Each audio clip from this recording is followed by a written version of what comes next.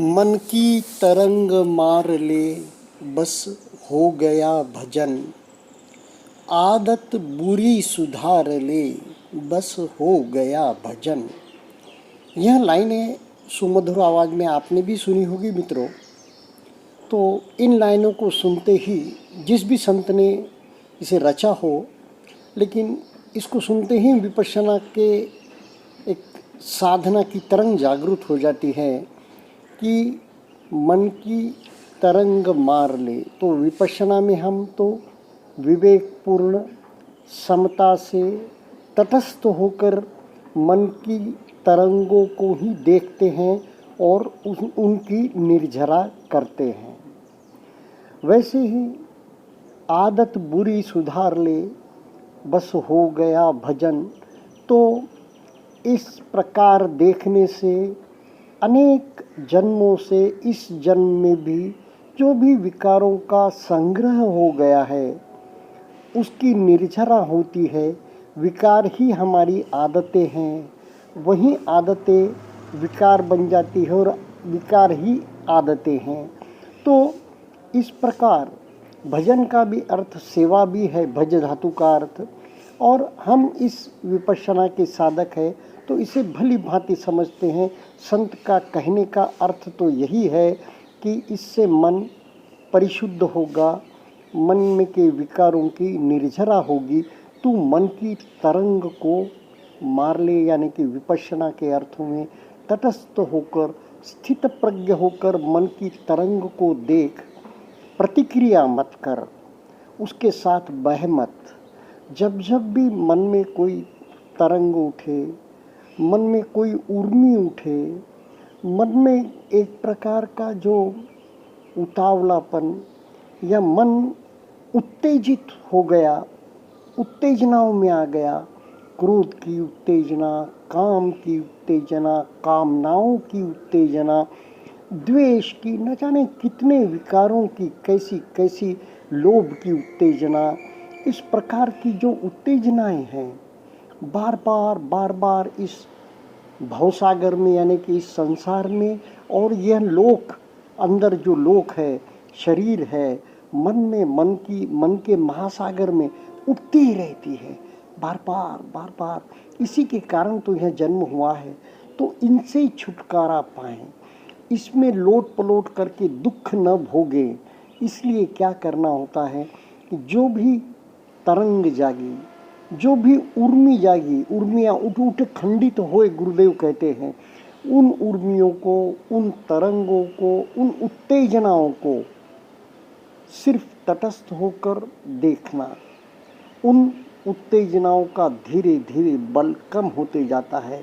न उत्तेजनाओं से लड़ना है, न उत्तेजनाओं से कुश्ती करना है, न उत्तेजनाओं में लोट पलोट करना है, उन्हें बढ़ावा देना है। जैसे ही हम उनसे लड़ने लग जाएंगे, उनकी ताकत दुगनी दुगनी होती जाएगी। जैसे ही हमने तटस्थ होकर स्थित प्रज्ञ होकर उन्हें देखना शुरू किया, वे क्षीण क्षीण होते जाएंगी, उनका बल क्षीण होते जाएगा। यह अनुभव की बात है, बड़ा नाजुक काम है। और बस धीरज, जो भी उत्तेजना आई, जो भी तरंग उठी, जो भी उर्मी उठी, उसे बस निश्चल होकर देखना, यानी कि शरीर पर अनुभूतियों का तटस्थ भाव से निरीक्षण करना। तटस्थ होकर इस वक्त उस तरंग के कारण चित्त पर जो आंदोलन उठा है, चित्त पर जो तूफान उठा है, तूफान पहले नहीं उठता, धीरे धीरे तूफान बढ़ते जाता है। पहले तो एक छोटा बुदबुदा लगता है, चित्त पर कुछ विचार उठा, फिर वितर्क उसमें विचरण करने लगे, और फिर उसका तूफान में रूपांतरण हो गया, और वह फिर हमें कहाँ ले जाएगा इसका कोई पता नहीं। तो जो भी उठा उसे बस तटस्थ होकर देख रहे हैं, कोई प्रतिक्रिया नहीं। तो चलो मित्रों, अब दूसरी बात करते हैं, धम्म की यात्रा। धम्म की यात्रा यानी कि हम जो विपश्यना साधना कर रहे हैं, अष्टांगिक मार्ग बैठे हैं, कर रहे हैं, वह भी धम्म की यात्रा है। और दूसरी, जिन जिन स्थानों पर गुरुदेव ने केंद्र निर्माण किया है या अस्थायी केंद्र भी है, वहाँ जाकर एक साधना करना। क्योंकि हर जगह एक महत्वपूर्ण जगह है, क्योंकि गुरुदेव ने इस भौतिक जगत में, भारत में कम से कम, जहाँ जहाँ भी स्थान चुने हैं विपश्यना के ध्यान शिविरों के लिए, बड़े ही महत्वपूर्ण पवित्र नहीं कि तपोभूमियाँ हैं, वह न जाने कब से वह तपी गई होंगी, तो उन्होंने आकृष्ट किया है वैसे स्थानों को अपने यहाँ शिविर लगाने के लिए व्यक्तियों को, हमारे धम्म सेवकों को, और जो भी विपश्यना के योगी है, तापस है, उनको। तो वहाँ पर ऐसे केंद्र निर्माण हुए हैं, तो वहाँ जाकर धम्म यात्रा करके हमने तपना चाहिए। जैसे कोई भी विपश्ची साधक हो, उसे लगेगा ही, दुनिया का कहीं का भी हो, उसे लगेगा कि जहाँ भगवान बुद्ध को बोधि मिली, बोध गया में, तो वहाँ जाकर मैं शिविर करूँ। वहाँ गुरुदेव का बहुत अच्छा धम्म बोधि सेंटर है, वहाँ जाकर रहूँ, क्योंकि मंदिर में जाकर भगवान बुद्ध का वहाँ पर दर्शन, अलौकिक दर्शन है वह करना। जहाँ भगवान बुद्ध को बोधि मिली पूर्णिमा को, वैशाख पूर्णिमा को, उस बोधि वृक्ष के नीचे जाके ध्यान करना, तो यहाँ हर एक विपश्ची साधक का एक गोल होगा जीवन का, अवश्य जाके करूँगा। पर उससे भी ज़्यादा महत्वपूर्ण हो जाता है ऐसे स्थानों पर 10-10 दिन जाके तपना।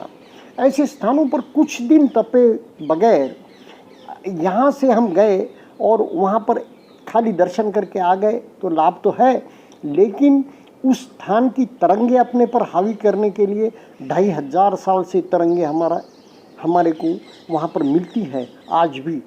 तो धम्म की तरंगे, ध्यान की तरंगे, तो उस जगह जाकर फिर हम एक दिन में निकल जाएं तो वहाँ तरंगे, क्योंकि हमारे जो लेकर गए यहाँ से तरंगे, उन पर वहाँ कैसे हावी होगी।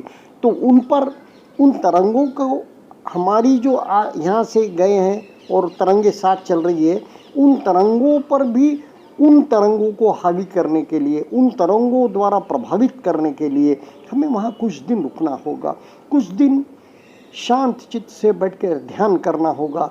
तो फिर हम, हमारा विपश्यना का ध्यान का केंद्र है, वहीं पर जाके 10 दिन क्यों न तपे। फिर होता है धम्मजननी लुम्बिनी जाकर, जहाँ भगवान बुद्ध जैसे महापुरुष का जन्म हुआ है, तो उस स्थान पर जाकर भी तपे। बड़ा पवित्र स्थान है नेपाल। तो फिर वहाँ जाकर भी, हिमालय में तो जाकर तपने की इच्छा होती है, कोई ये नहीं, अवश्य जाके तपना चाहिए।